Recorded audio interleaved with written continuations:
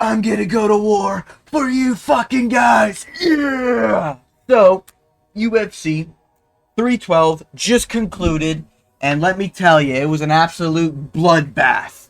All right. Well, in hindsight, probably not the greatest of cards, but definitely wasn't the worst. I don't think the card was that bad. It's kind of just a lot of decisions, but there was a lot of wars, especially in the main event, which we'll get to, you know. I'll admit when I'm wrong. Anyways, if you don't know why I'm making this video or who I am, I basically do YouTube videos on anything I'm passionate about, but mainly it's UFC. And I do UFC predictions on every single fight night. I do it every single week. I upload a couple times a week. Sometimes it's 3, sometimes it's 5. I might get lucky with a daily schedule every now and again, you know? But with all that being said, feel free to subscribe. Shameless plug is now over. Now, into the fight card. So I'm just going to do the breakdown of the card, everything that happened. Now, I'm going to keep it a buck, all right? These are all my notes. You weren't meant to see that. Anyways,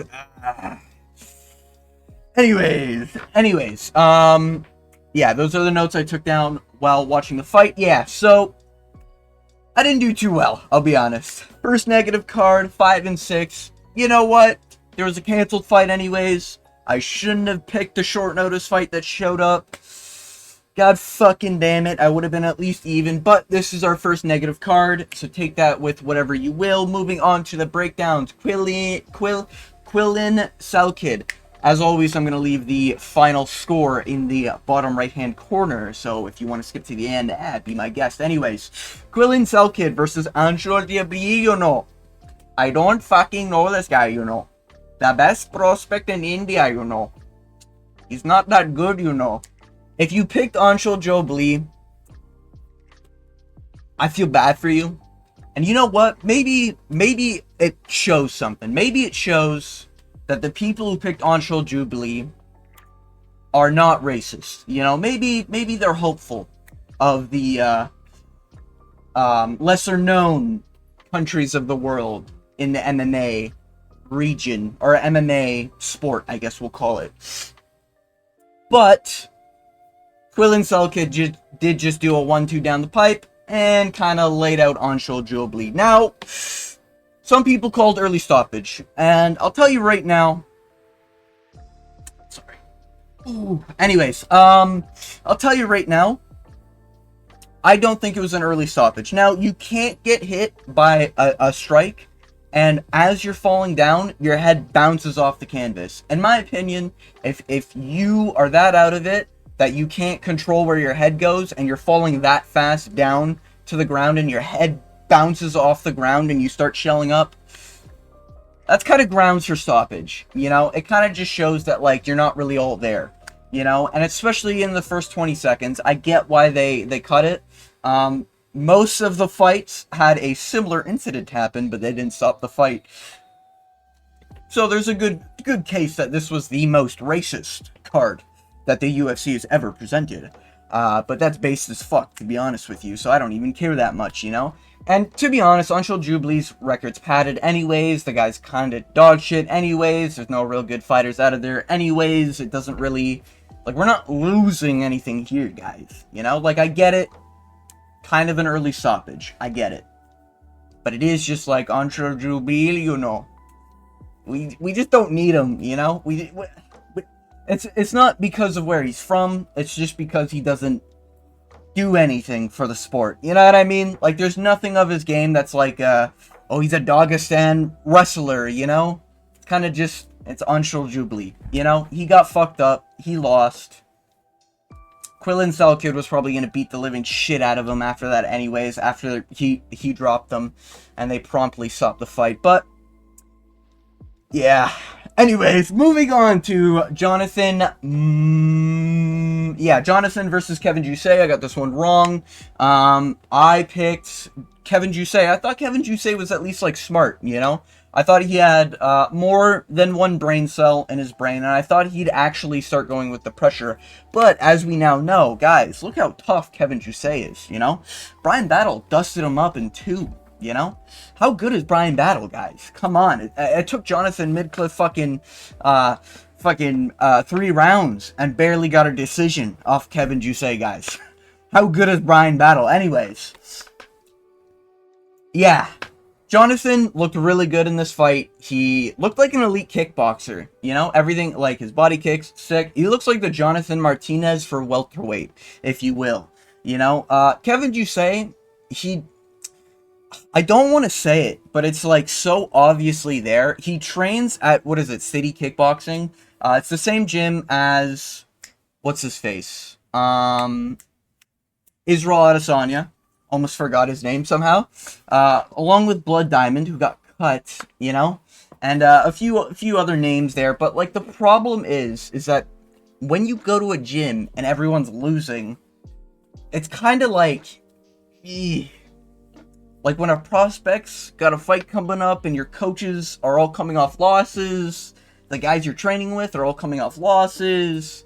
You know, I feel really bad because I am going to pick Dan Hooker against Justin Gaethje, but like, fuck, man. It just seems like the whole gym is losing, you know?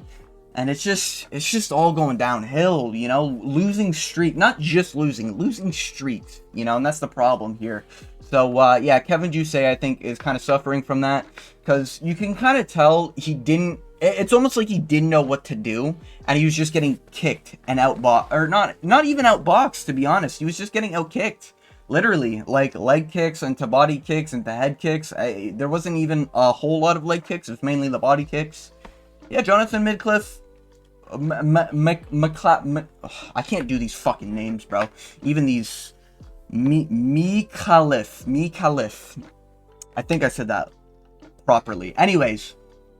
Yeah, Jonathan looked good.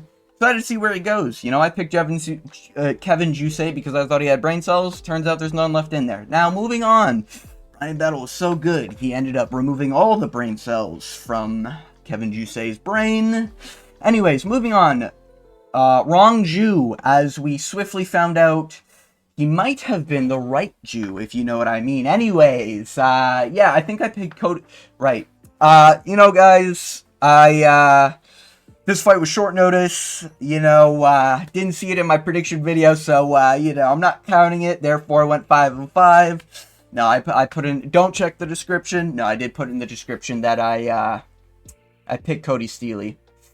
I thought, you know, someone who had a 7-0 career, when you have an O next to your name, I assume you want to win fights, and to be fair, he did show up a few times there, but, like, brother, if you're losing the striking exchanges in round 1, maybe blast a double leg.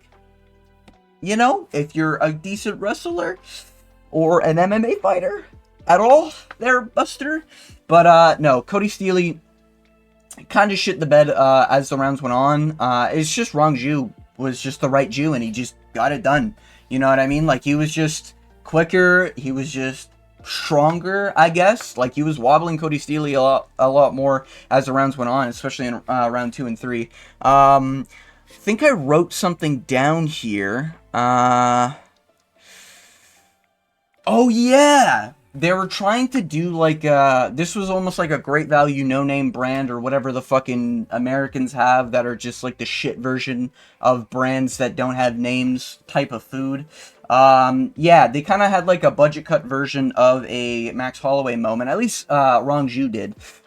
He looked really good out there, to be fair, you know? I saw a lot of people kind of shit on Wrong Jew, saying that like, oh, I'm done with this hype, fuck this kid, whatever. The dude's still pretty young, to be fair. Very young, to be fair. And he does have a lot of room to grow.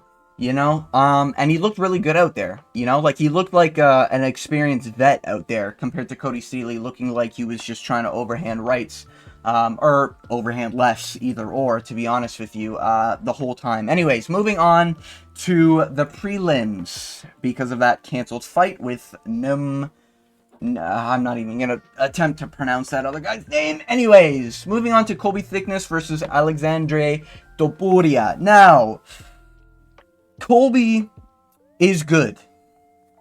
Topuria just has aura. You know, I don't know, like, what to say other than that, you know? It just felt like Colby was very hesitant early on. It felt like he couldn't get comfortable in the cage. You know, there's moments in the grappling where he was going for stuff, but, like, the problem when you accept the bottom position okay, is that just because you're going for a buggy choke, or you're trying to pull a ghillie, or you're trying to do an Americana / Kimura, you're not gonna fucking get it from bottom, alright? This isn't the 2010s and below, alright? We need, like, an IQ test when we go into grappling exchanges like this shit. You know, not in the UFC, like, just in training, you know? Like, stop thinking that you can do Americanas and Kimuras from the back, especially against high-level opponents. You should know Topuria is going to be a high-level opponent. I do know he suffered that one loss, but that was up 2 weight classes, as far as I'm remembering. And this is bantamweight, and bantamweight's a stacked division, to be honest with you. So it's just like, I'm disappointed when I see Colby he's trying to shoot takedowns, gets reversed onto bottom, and then he's like kind of getting into guard. Like, you gotta focus on getting up, man. You know, like, someone just take footage of Leon Edwards getting up from takedowns, or Sean Strickland getting up from takedowns and breaking hands and fighting hands and shit. That's what these guys need to do. I'm tired of seeing these guys just go to the bottom position. Even though I picked Alexander Topuria, so you guys kind of got shit on, just saying, anyone who picked Colby Thickness. But, no, Thickness is good. It's just, he needs to get a little bit more comfortable in there. He needs to really start getting things going. And it really, like, there's a lot of weight here on him, right? A lot of pressure here. Coming from Australia, on the Australia card, his first main card, short notice, I think it was 5 weeks he had. And your coach is, or your training partner is Volkanovski, and your opponent is Topuria's brother. You know, there's a lot of pressure there. You could kind of see it. He was very tense in the first round. Kind of let the first round get away from him, and then Topuria just kind of aged a little bit better, you know? And I will say this. I think Ilia Topuria is a little... I think he's not going to have a great chin later on, as we'll see. I'm just going to estimate right now. I do think Ilia Topuria does get hit very hard sometimes by strike. Like, I thought Max Holloway was peppering him. I thought Volkanovski was kind of doing his thing. There's a lot of times where Ilia takes damage and snaps his head back. In bantamweight, there's some heavy hitters. There are people that I think can put away Alexander Topuria if Alexander Topuria has the same chin as Ilia Topuria. I think Alexander Topuria is probably a safe bet for a while here, maybe into the early rankings, but it's kind of hard to tell. Bantamweight's, it is kind of a stacked division, you know? Like, Hani Barcelos, I think Topuria probably slaughters. Past that, yeah, you know, like... Oof, like, you know, like, I could see Rob Font giving some problems. I could see Corey Sandhagen, Song Yadong giving some problems for Topuria here. So, I guess we'll see as time goes by. But, yeah, 2 good prospects. We got introduced to them. Both of them have a similar record now, moving into their early career, because both of them are fairly young. Moving on to Kong Wang versus Bruna Brazil. Actually, there's something I wanted to... Topuria, yeah. It was just a short notice, yeah. Sorry, I was just checking my notes, making sure I had everything written down there. Now, Wang Kong versus Bruna Brazil, I went with the only correct pick that unironically went 1-for-1 on the card via a very elite method here, you know, if you catch my drift, you know what I mean? You know, some people use a pick doctor, some people use MMA math. I just use the golden coin, if you will. But yeah, it flipped wrong, landed on Bruna Brazil, is what it is. Wang Kong didn't look that good. Bruna Brazil did not look that good. This is a women's fight. I don't care. Moving on, Tom Nolan, I got the pick wrong. Moving on, Tom Nolan versus Vyacheslav Borshev, you know? They were... Also, can I just say, before we get into this, alright, about the racism thing, alright? Wang Kong was constantly being called a wonton by John Anik. Can we get some leashes on these commentators, you know? Make them check their notes at least a double time, you know what I mean? Kept on calling her blatantly Wong Tong the whole time. No, there was no Kong there, you know? It was all Tong, you know what I mean? Like, what the fuck are we doing here, guys? Are we trying to be blatantly racist? I rate it, to be honest with you. Based as fuck. But my country doesn't have freedom of speech, so I can't really get away with saying that. Now, can I? Anyways, just a joke. But yeah, they kept on calling her Wonton. She won the fight. At least call her by her given name. Okay, guys. Anyways, moving on. The Joker thing is really cringe, I'll be honest with you. It's very, very cringe. You know, at least pick a female villain to base yourself off of. Anyways, moving on. Tom Nolan versus Vyacheslav Borishev. You know, Slava clause here. I'm very bad with names, if you can't tell. I picked Tom Nolan. I thought this was going to be, like, Tom Nolan just out-striking the fuck out of Borishev. He did, but what I will say, this fight was much closer than I thought, in terms of, like, how I thought it was going to play out. Significant strikes are actually pretty close. But Tom Nolan is sick as fuck on the feet. Like, this guy is insane on the feet. He's kind of got, like, a really weird build. He's almost like a lightweight Sean Woodson, but, like, more human. Like, Sean Woodson's, like, 90% Alien Romulus. Tom Nolan is more like 40% Alien Romulus, if you know what I mean. But, no, Tom Nolan looked sick. He whooped that. He did kind of whooped Borshev's ass as far as the feet go. There was early cases in round 1 where Borshev was landing pretty clean, but Tom Nolan was just landing more. He was landing spinning shit. He was landing the heavier shots. He cut Borshev from bottom, and Borshev has this thing where he looks like he's wobbled when he takes hits, and that's kind of one of the reasons why I went against him. I don't like the way...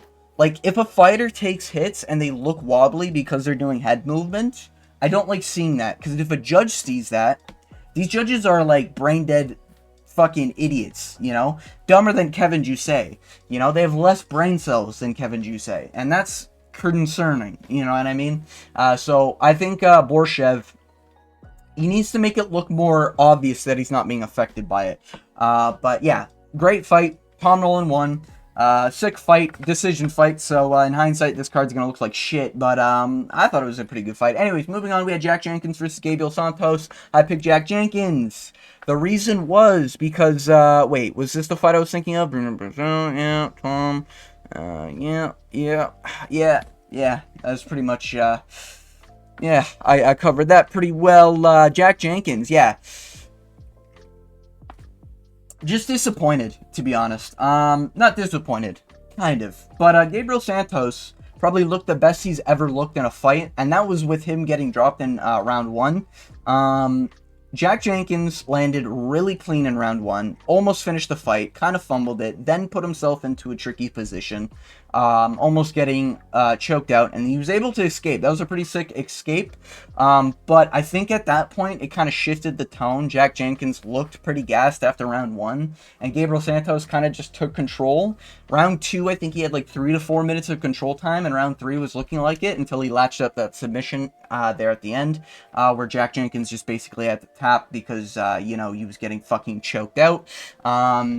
Normally, I'm a little upset when you tap, but I'll accept it this time. You know, Jack Jenkins just kind of, he just did wear out, you know? He did gas out. Gabriel Santos had the highest pace I think he's ever pushed. If he pushed that pace against fucking Lerone Murphy, probably would have won that fight clearly, even though I think he still probably won that fight. If I rewatch it, I'd probably tell you that Gabriel Santos won that fight. Yeah, Gabriel Santos can be something, but I hate these fighters that are like good prospects that look really good in one fight, look really good in the next one. You know, like a Chase Hooper, like a fucking who's the other guy? Not Oabai, Mateus Rebecki. You know, they look really, really good in most of their fights, but then there's one where they just shit the bed and they just get 1-2'd and then they're out. You know what I mean? Or they just get like first strike that lands on their chin cleanly and they're dead as a corpse, and then the next fight they just take all the punishment, you know. So I think Gabriel Santos might be one of those guys. I don't see him being in the rankings anytime soon. Featherweight's kind of stacked, but he might be able to climb somehow, maybe. I think this is a 2-fight winning streak, so I'm happy for Gabriel Santos. Moving on to the main card, we have Jake Matthews versus Francisco Prado. Now, I picked Jake Matthews. I thought Prado, he's good. He is still good. But the problem with Prado, aside from the fact that he looks like the school bully that would take your lunch money, and then cry in the bathroom because his dad beats him. He does just kind of not fill into welterweight at all. Get the fuck to lightweight. What are you doing at welterweight? You're wasting your fucking career at welterweight. Go back to lightweight, okay? Make the weight cut. I know it sucks. I know it's young. You're young, you know. But if you want to be something in the division, if you want to be Drew Dober 2.0, you can in the lightweight division, okay? Get back there, all right? Jake Matthews did really well. He was just whooping his ass for 3 rounds. I thought it was clear. I think it was a 29-28, but I thought it was a clear Jake Matthews 3-0. Prado is just not built for welterweight. Like, you're young, you're experienced and everything, and you're tough as shit, and you're able to take all this damage, which is causing a lot of problems with scar tissue now that I'm kind of noticing it. Prado got opened up really, really quick in the fight with Jake Matthews, so it's just like, you're kind of wasting your abilities in welterweight. Get to lightweight. Start making a run at lightweight. Anyways. Yeah, it's just welterweight. Yeah. Making sure I'm not missing anything here. Yeah, anyways. Jimmy Crute versus Rodolfo Bellato. I picked Bellato because Jimmy Crute sucks. Now, what I did warn myself and the people who watch my video of the picks and predictions, Bellato does also suck ass, you know, and it's pretty fitting that this ended in a draw because they're both dog shit. Like, I don't mean like their unranked potential. I mean these guys are both literal dog shit. Bellato looks like he can't take a single punch ever. His grappling, he somehow ends up on bottom a lot of the time against Jimmy fucking Crute. Which, fair play, Jimmy Crute's got a better chin than I thought. Because there was a flying knee attempt in the 3rd round by Bellato. But this is like watching a really... Man, I don't even know. This is like PFL tier. You know, like when I see Bellato and Jimmy Crute, I'm newer to the sport, to be fair, right? Like, I've only been watching for 3 years, but like... Man, this feels like PFL. Like, this feels like lower than one championship, you know? These feel like the 2 guys that you see fighting for a contract at one championship, you know? Like, they just both look like shit. They both look slow. They both look like they gassed after the first 2.5 minutes. Like, this was like putting Michel Pereira versus another Michel Pereira, but one of them's good at grappling and one of them's a little bit better in the striking. And then they both gas at round 1 because neither of them could get the finish. Like, that's what this looked like, you know? So, both of them are shit. I'll probably pick against both of them if I see them fight again. Moving on, Justin Tafa versus Teixeira. By the way, for draws, I'm just going to, like, nullify the pick because it's a draw. So, I'm just removing it from there. So, I think there's 12 fights on this card. I'm going to do the final as 5 and 6 because the draw was there. So, I'm just removing that from the pick. There's no point in, like, doing 1-1. I'll just remove it. You know what I mean? It doesn't really matter. Anyways, Justin Tafa versus Taliesin Teixeira. Taliesin landed 1 elbow on Justin Tafa, and Justin Tafa crumpled down like a little bitch to the canvas with a slight mark on his nose. Don't even think it was cut. And then he shelled up, and as he was shelling up, the ref called the fight because he wasn't doing anything to get back to his feet or fight back. It looked like he got dropped. And then Justin Tafa wakes up and he's like, "You didn't even let me fight, bro." Yeah, dumbass. You plummeted face first into the canvas after 1 shot at heavyweight. What the fuck do you think this is? You know, and I picked Justin Tafa because I thought he'd be able to take a shot and then throw another shot. But it turns out, at this point, the Tafas can't even take a shot. You know? Like, I'm just fucking disappointed in every fucking margin for Justin Tafa. And by the way, I'm probably putting Alex Pereira in the thumbnail with the title of disappointment. If you wonder why it's there, it's because he was in the corner of Bellato, and that was by far the most disappointing performance I've seen from a Brazilian male fighter. I think outside of Michel Pereira versus Anthony Hernandez. Anyways, moving on to the co-main event, Weili Zhang versus Tatiana Suarez. If you don't get this one, you never wrestled in your life. Alright, cool. Say no more, G. I fucking hate credentials. They don't exist. I got this one right. Weili Zhang is really, really good, and unless she has an off night. That's all I'm going to say, you know? And I think we found that out. She's a woman's fighter. This is what women's fighting is. They're really good. They look like world champions in 90% of their fights.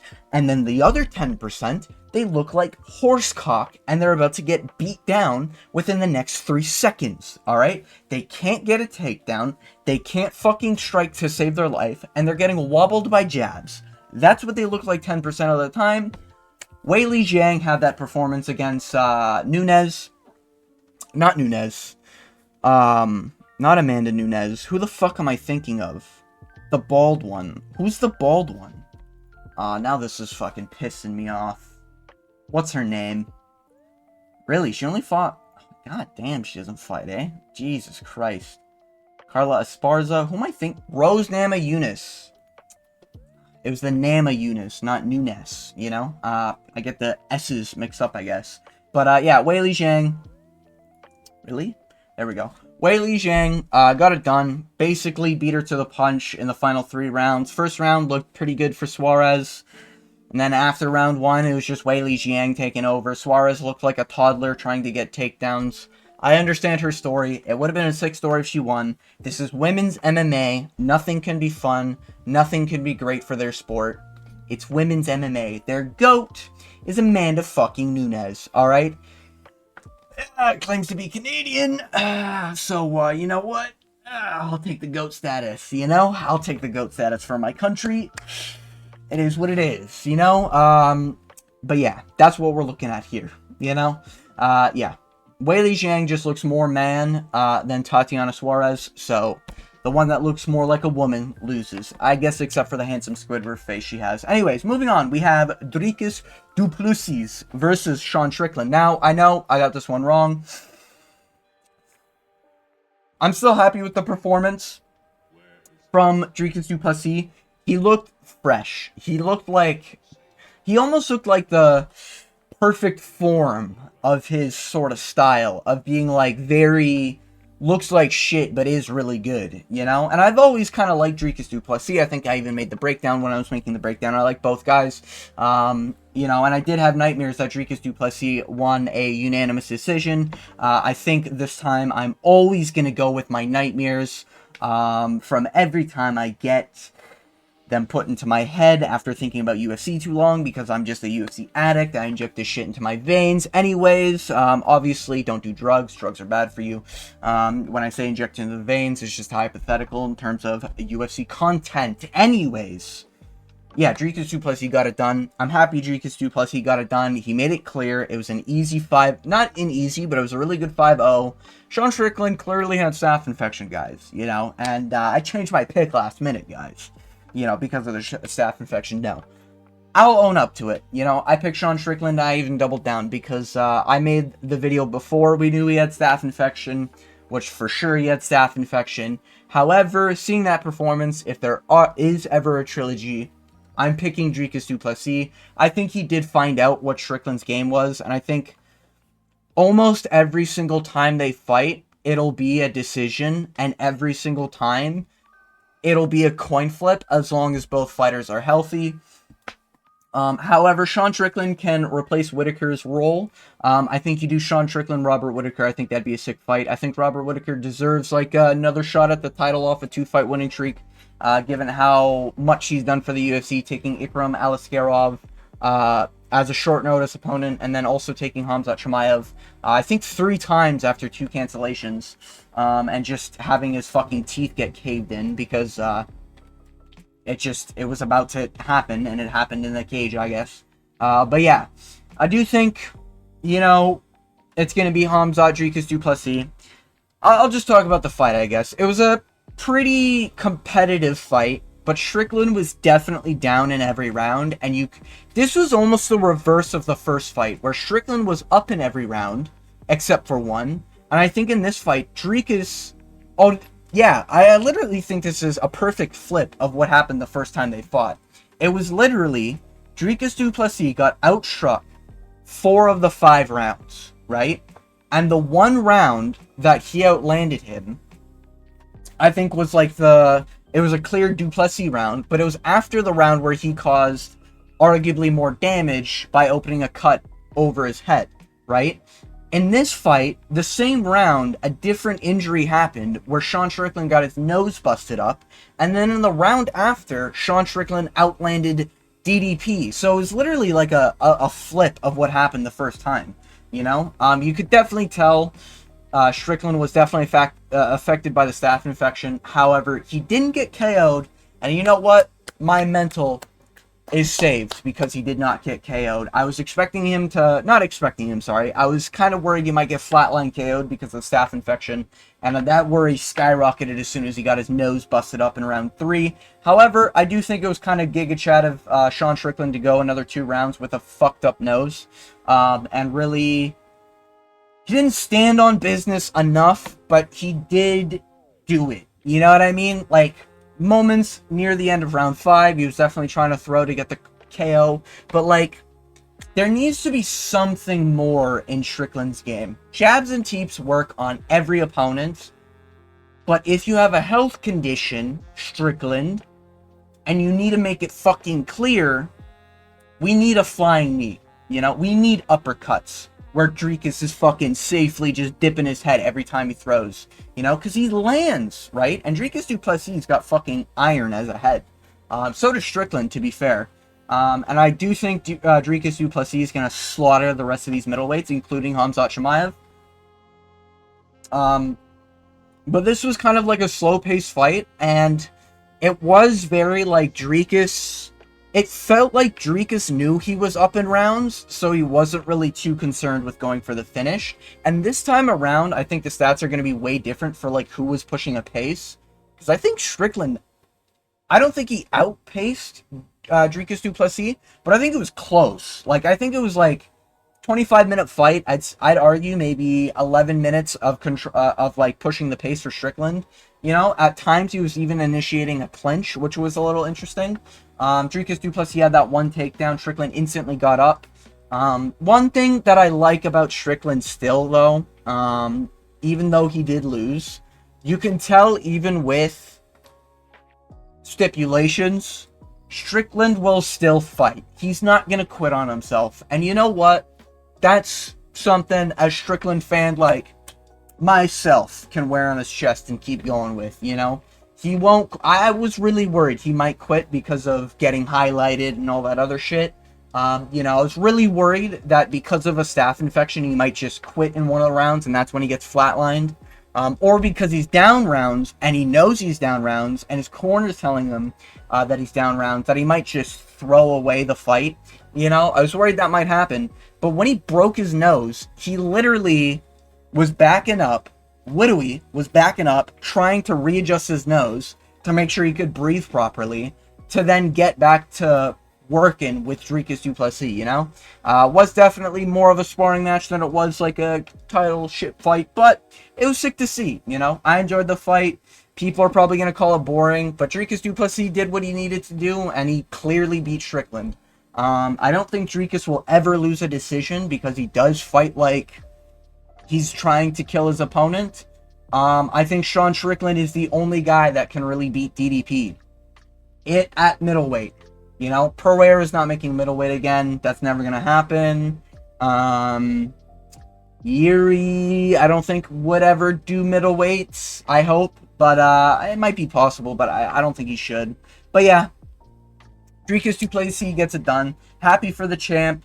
Happy for the contender, to be honest. I wish he would have had a better performance, but obviously he had stipulations. Obviously his nose broke in round 3. Only so much you can do, but he still fought. He still's a warrior. Still Knox and the Tarzan man Strickland are still the middleweight contenders for GOATs at this point, you know? Also, really quick, just wanted to mention, they tried doing a Hall of Fame in the middle of the fucking card. I'm guessing because of the fight cancellation. They literally ran a promo for the Hall of Fame fight for Kevin Gastelum fighting Israel Adesanya. If I've ever seen like a fight that has aged more like milk, I don't think it exists, because that fight looks like dog shit when you look back at the highlights, man. Kelvin Gastelum looks like a fat lightweight. Welterweight, I can understand, but to be honest, there's a pretty decent argument he could make fucking lightweight. The way he looked out there, he literally looked like Play-Doh. And then you had Israel Adesanya getting rocked by Kelvin Gastelum and having a fucking bloody war, not being able to put down an overweight welterweight. Eesh. In my opinion, absolutely dog shit for Israel Adesanya's legacy. I know we dog on him a lot, Izzy, get the fuck out of here. Just because I mentioned dog doesn't mean you have to be here. Fuck off. Anyways, yeah, sorry, he's fucking roaming the streets these days.